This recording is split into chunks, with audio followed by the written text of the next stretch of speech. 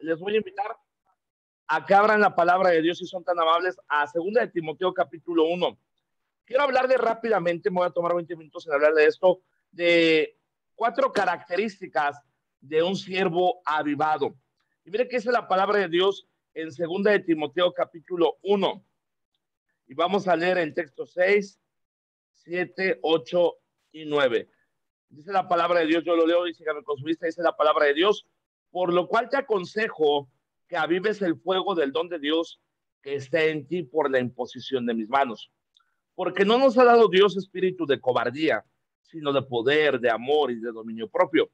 Por tanto, no te avergüences de dar testimonio de nuestro Señor, ni de mí preso suyo, sino participa de las aflicciones por el Evangelio, según el poder de Dios, quien nos llamó, salvó y llamó con llamamiento santo, no conforme a nuestras obras, sino según el propósito suyo y la gracia que nos fue dada en Cristo Jesús antes de los tiempos de los siglos. Y bueno, vamos a orar. Padre, le damos gracias en esta tarde por su amor, por su misericordia. Bendiga, Padre, la enseñanza de su palabra, que sea para bendición. Y le ruego, Padre, por estos preciosos hermanos, que tú los bendigas y, Señor, que aquel que empezó la buena obra en ellos, Señor, la termine hasta el día que tú vengas. Damos gracias por todo, Señor, en nombre de Jesús.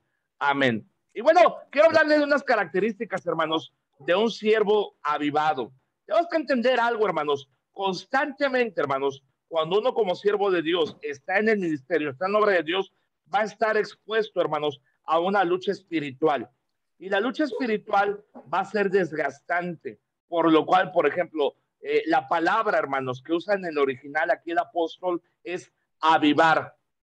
Y si usted algún día, ¿verdad? No sé, ¿verdad? Pero aquí en México de repente hacemos comida a la leña. Yo creo que en Argentina hacen el asado, ¿verdad? Y he visto por fotos cómo hacen el asado y todo. ¿Y qué pasa?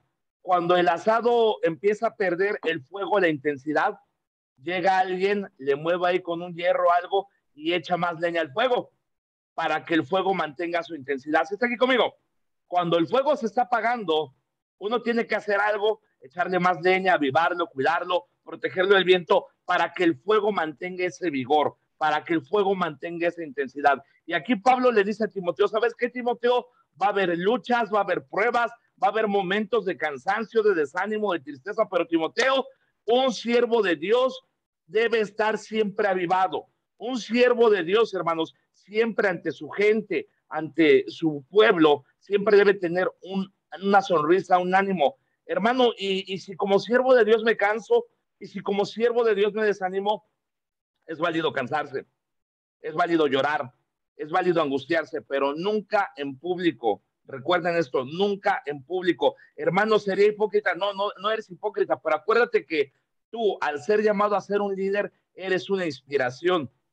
Me recuerda, hermanos, esa anécdota de Napoleón Bonaparte, hermanos, el cual estaba en medio de una batalla y estaba perdiendo Napoleón, hermanos. Estaba perdiendo y le estaban dando, pero duro a Napoleón.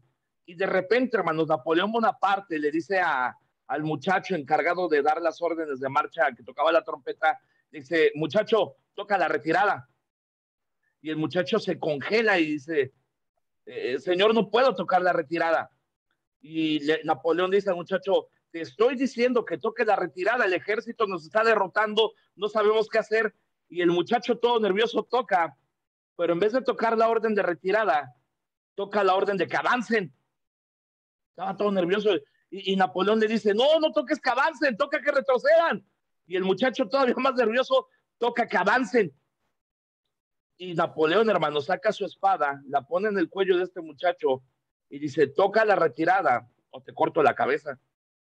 Y el muchacho, era un muchacho como de 15 años, empieza a llorar y le dice a Napoleón, discúlpeme, mi general, pero es que usted nunca me enseñó a tocar la retirada. No sabía tocar la retirada. ¿Y saben qué fue lo más tremendo, hermanos? Que el ejército de Napoleón, a escuchar la orden de avance, pensaron, llamaron a refuerzos y le echaron ganas y ganaron. ¿Qué le quiero dar a entender? Lo que le quiero dar a entender, hermanos, es que el Señor nos enseñó a no retirarnos. Nuestro Señor Jesucristo siempre nos mandó ir al frente. Nosotros como estudiantes, como siervos de Dios, como futuros pastores, como futuros misioneros, somos llamados a ir siempre adelante. ¿Va a haber cansancio? Sí. ¿Va a haber pruebas? Sí. ¿Va a haber angustia? Sí. ¿Va a faltar el dinero? Sí. ¿Va a faltar el apoyo? Sí. ¿Nos van a traicionar? Sí. Todo eso va a venir. Pero a pesar de todo eso, siempre podemos estar avivados, siempre podemos estar animados. ¿Por qué? Porque el gozo del Señor es nuestra fuerza. ¿Cuáles son esas características del cristiano avivado? Número uno, ha entendido el papel del Espíritu Santo en su vida. Mire que dice la palabra de Dios en el 7, porque no nos ha dado Dios un espíritu de ¿qué? De cobardía. Entonces, ese cristiano que está avivado, ¿es Rambo? ¿Es súper valiente? ¿Es un macho? No, es frágil, se cansa, batalla, pero su fuerza viene de Dios. Lo que le estoy diciendo, hermanos, es que no es pecado de repente cansarse, entristecerse, angustiarse, pero aprenda a llevar todo a Dios. Hoy en día tenemos un montón de siervos de Dios que nada más les pasa algo y luego llorar a las redes sociales. A pedir que les tengan lástima. Ay, es que no tengo para comer. La gente no tiene que saber que no tienes para comer. Cuéntaselo a Dios. Amén. Ay, es que estoy pasando problemas. Qué bueno, a la gente no le importan tus problemas. Lo más que van a hacer es burlarse de ti. Porque este mundo es cruel. Le voy a decir algo. Al único al cual le importan tus problemas es a Cristo. Amén. Aprende a fortalecerte en Señor. El papel del Espíritu Santo en tu vida, tú tienes que entenderlo. ¿Cuál es el papel del Espíritu Santo en mi vida? La palabra de Dios nos dice que nos fortalece, que nos consuela, que nos redarguye. Dice la palabra de Dios que si el Espíritu de aquel que levantó de los muertos a Jesús mora en nosotros. Mira, vamos para que lo lea. Romanos. Dice la palabra de Dios en el libro de Romanos, capítulo 8, texto 11. Dice la Biblia, fíjese qué tremendo texto. Dice, si el espíritu de aquel que levantó de los muertos a Jesús mora en vosotros, el que levantó de los muertos a Cristo Jesús vivificará también vuestros cuerpos mortales por su espíritu que mora en vosotros. Entonces, para estar avivado, para estar animado, tú tienes que entender que tú no puedes. Tienes que depender completamente del Señor. En todo momento depende del Señor. Y ojo, entre más crezcas y entre más Dios te bendiga, depende completamente del Señor. Hay siervos que Dios los empieza a bendecir y se empiezan a creer mejor que los demás. Hay siervos que Dios empieza a bendecir y ya se cobran por predicar. ya se creen algo especial. No, usted entienda, usted y yo no somos especiales. Somos pecadores que merecemos el infierno. Y lo único lindo en nosotros es Cristo. Cristo es lo único lindo en nosotros. Nosotros no tenemos nada especial, nada extraordinario. Usted entienda que en todo momento debe depender del Espíritu Santo. ¿Va a salir a ganar almas? Dependa del Espíritu Santo. ¿Va a orar? Dependa del Espíritu Santo. ¿Va a empezar una iglesia? Dependa del Espíritu Santo. Para todo aquello que haga, hermanos, es mejor que exagere en depender del Espíritu Santo a no depender. Me cuenta mi abuelo, hermanos. Mi abuelo fue contratista, él es michoacano, mi abuelo, y fue a Tijuana, este Gangueo, Michoacán, mi abuelo, y fue a Tijuana a empezar una construcción. Y tocó en cuenta, hermanos, que le tocó asistir a la iglesia del pastor David Cortés. Y el pastor David Cortés le pidió una asesoría a mi abuelo para una construcción. Y lo llevó a mi abuelito en su auto, pero dice mi abuelito que cuando se subieron al auto, el pastor antes de arrancar dijo, hermano Olmos, vamos a orar. Y oraron. Llegaron al lugar y se bajaron y dijo, hermano Olmos, vamos a orar, que Dios dirija nuestra plática. Y después, hermano Olmos, vamos a orar por eso. Dice que en el tramo de 2 horas de estar con él, oraron 10 veces. ¿Sí me está entendiendo? Es mejor exagerar en la oración. Y nunca uno exagera en la oración. ¿Está aquí conmigo? Tiene que entender el papel del Espíritu Santo en su vida. Dependa.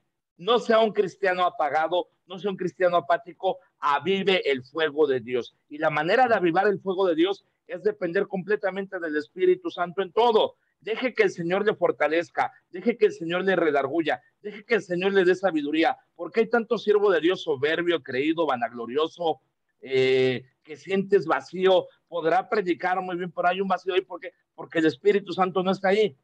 Necesitamos, hermanos, depender en todo momento del Espíritu Santo para ser cristianos avivados. Pero número dos, mire que dice la palabra de Dios.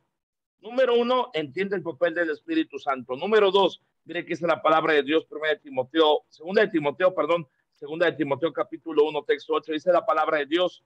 Por tanto, ¿no qué? No te avergüences.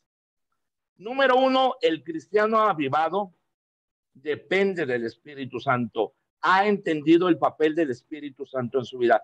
Pero número dos, el cristiano avivado no se avergüenza.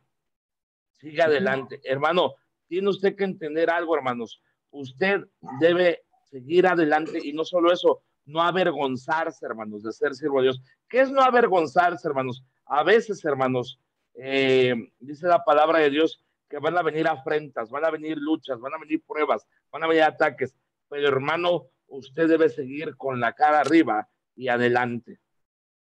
No se avergüence del Señor, no se avergüence de Él. Y cuando le pregunten, oye, ¿y tú en qué trabajas? No, pues, y muchos agachan la cabeza, no, pues, yo soy pastor. Y bien tristes, bien agüitados. No, hermano, no se avergüence. No hay mejor trabajo que servir a Dios. No hay mejor obra que servir al Señor. Usted tiene un trabajo, escúcheme bien, y se lo voy a decir de corazón, usted tiene trabajo mejor que el de un presidente, porque le aseguro que muchos presidentes en su vida van a ganar un alma para Cristo. En su vida. Nosotros, hermanos, los cristianos, nosotros los que servimos a Dios, nosotros que ganamos las almas, le hacemos más bien al país que todo un secretario de Estado, un secretario de gobierno. ¿Por qué? Porque nosotros trabajamos con las almas. Le voy a contar una historia, hermanos, de aquí de México, un lugar en Veracruz. Ese lugar de Veracruz, hermanos, era un municipio donde había narcotráfico, donde había borracheras, donde había homicidios, donde había pecado. Hace 10 años. Pero hace 10 años llegó ahí un pastor a predicar la palabra de Dios, a vivir una vida llena del poder de Dios. Y ¿saben qué, hermanos? Algo increíble, que en 10 años que empezó esa iglesia, ese hombre, y esto no lo digo yo, salió en un reportaje de la tele. Dicen que en ese lugar, hermanos, los crímenes bajaron, el narcotráfico bajó, muchas cantinas cerraron. Tanto, hermanos, que al pastor le regalaron un terreno para ampliar su iglesia, de lo agradecidos que estaban con el trabajo que hizo. Nosotros que llevamos el evangelio, ustedes allí en Argentina, hermanos, al igual que aquí en México, tal vez están pasando momentos difíciles con la devaluación de la moneda, con tanta violencia, con tanto asalto. De repente, yo pensaba que solo en México asaltaban y resulta que no, que en México, que en Argentina también. Que en Argentina también están duros los ladrones, ¿verdad? Están duros. Y si usted ama a su país, si usted ama a la Argentina, ¿qué debe de hacer? Pararse con la palabra de Dios, no avergonzarse y en todo momento predicar del evangelio. Entienda que si usted ama a la Argentina, usted va a predicar el evangelio en todo momento. No se avergüenza del evangelio. Pablo dijo, porque no me avergüenzo del evangelio, porque es poder de Dios para salvación. Si usted ama a su país, si usted ama a la Argentina, predique el evangelio en todo momento, con el poder de Dios, con denuedo, con ánimo. Y yo le aseguro algo, que si usted es un hombre lleno del poder de Dios, con el ánimo de Dios, con la gracia de Dios, con la sabiduría de Dios, la gente se va a inspirar. Uno de los más grandes predicadores, hermanos, que existió fue Jorge Whitfield. Y Jorge Whitfield tenía una frase, decía, yo me prendo fuego y la gente ve mientras me consumo. Tremendo. Tremendo, hermanos. Eso debe ser un hombre de Dios. Un hombre de Dios debe alumbrar, debe destacar. Un hombre de Dios debe pararse en la brecha entre los vivos y los muertos. Así como cuando Aarón, hermanos, dice la palabra de Dios que empezaron a morir los hijos de Israel y nadie se levantaba, y se levantó un hombre, tomó el incensario y se paró, dice la palabra de Dios, entre los vivos y los muertos, y cesó la mortandad. Necesitamos esa clase de hombres, la clase de hombres que no se avergüencen, la clase de hombres que tengan valor, pero no valor para gritar, no valor para pelear, no valor para robar. Una vez, hermanos, yo fui a Nuevo Laredo a predicar y me bajaron unos narcotraficantes del autobús y pensaron que me iba a dar miedo y no me dio miedo. Y me dijo uno de ellos, ¿no nos tienes miedo? Dije, no, digo, porque se requiere más valor cargar el libro que cargo que el arma que tú cargas. Amén. Se requiere más valor y se requiere más hombría vivir una vida limpia que una vida sucia como la que tú llevas. Dice que, ya váyase, y me dejaron ir. ¿Qué le quiero entender? No se avergüence, no se avergüence. Necesitamos hombres que se paren entre los vivos y los muertos. 4 características de un cristiano llevado. Número 1, entiende el papel del Espíritu Santo en su vida. Depende completamente del Espíritu Santo. Pero número 2, no se avergüenza. Se para entre los vivos y los muertos. Cuentan hermanos de Jorge Whitfield, ya anciano, ya grande. Dicen que Jorge Whitfield, hermanos, predicaba audiencias de más de 10,000 personas al aire libre, sin micrófono. Imagínate la voz que tenía Jorge Whitfield. Y él predicó casi hasta los 80 años, hermanos. O sea, él predicaba en promedio 10 veces diarias. Tremendo. Y Jorge Whitfield cuentan que llegó a un pueblo de Estados Unidos, a un hostal, a un hotelito, y le dijo al del hotel, ¿sabes qué? Quiero descansar, no quiero que la gente me moleste, quiero dormir, estaba agotado. Pero se corrió el rumor en el pueblo, hermanos, que Jorge Whitfield estaba ahí, y la gente, hermanos, llegó a donde estaba el hotel y había un balcón de su cuarto que daba a la calle y empezaron a gritarle, señor Whitfield, predíquenos. Señor Whitfield, queremos escuchar la palabra de Dios. Y Jorge Whitfield salió y dijo, son las 12 de la noche. Y la gente decía, queremos escuchar. Imagínate qué clase de predicador era que la gente a las 12 de la noche le rogaba que les predicaran. Y Jorge Whitfield, hermanos, tenía una vela, una veladora. Y sacó su veladora y dijo, ok, voy a predicar hasta que se apague la vela. Y lo dicho, hermanos, se acabó la vela y dijo, ya no puedo más, Dios los bendiga, los despidió, hermanos. Y en la mañana llegó el señor del hotel a despertarlo y no contestaba. El señor abrió la puerta y Jorge Whitfield, hermanos, estaba de rodillas, ya muerto, se murió orando. Necesitamos esa clase de siervos que den hasta la última gota de su vida, la den para Dios. Que el Señor cuando venga por ti te encuentre orando, te encuentre desgastado. Esa sensación de predicar y terminar, los que somos predicadores sabemos eso, cuando uno termina de predicar con toda la pasión, termina uno todo cansado, todo sediento, que el Señor nos encuentre cansados, sedientos, vacíos de nosotros mismos, pero que no nos avergonzamos. Nunca se avergüence del Señor, párese por el Señor, párese entre los vivos y los muertos, dependa completamente del poder del Espíritu Santo, no se avergüence del Señor. Pero número 3, mire que dice la palabra de Dios, ya me lo terminamos. La palabra de Dios en el 8. Por tanto, no te avergüences de dar testimonio de nuestro Señor ni de mí, preso suyo, y lea conmigo lo siguiente, sino que participa de ¿qué? Aflicciones. Las aflicciones. Así es, hermano, déjenle digo algo. Le voy a decir algo bien real. Si usted va a servir a Dios, va a ser afligido y fuerte. Y muchos por eso dicen, no, yo mejor no sirvo a Dios. Y está bien, es válido. Es válido. Si usted, yo siempre digo a la gente, si usted considera que no lo va a aguantar, no pasa nada, retírese. Déjale digo algo, debe entender, hermanos, que va a ser afligido. Y entre más quiera usted, présteme atención acá, y entre más quiera usted que Dios le use, más le va a afligir. A veces van a pasar cosas en nuestra vida que no vamos a poder entender, pero que el Señor tiene un propósito detrás de ellas. Estaba leyendo un libro, hermanos, se llama Portales de Esplendor, y narra la historia, hermanos, de los misioneros americanos que murieron a manos de los Aucas allá en Ecuador. El único deseo de estos hombres era hacer bendición a ellos.